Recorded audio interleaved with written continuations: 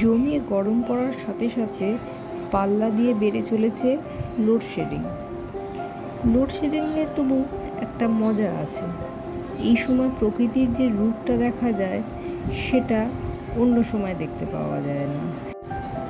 যেখানে দিনের তাপমাত্রা 40 ছুঁই ছুঁই, প্রচণ্ড দাবদাহে মানুষের প্রাণ ওষ্ঠাগত, সেখানে রাত্রের এই নিস্তব্ধতা, এই মৌনতা এক অন্য মাত্রা এনে দিয়েছে। এলাকার সব স্ট্রিট লাইটগুলো বন্ধ, মাঝে মাঝে দু একটা গাড়ির আলো দেখা যাচ্ছে। এই সময় ছাদে বসে জমিয়ে ভূতের গল্প শোনার আনন্দটাই আলাদা।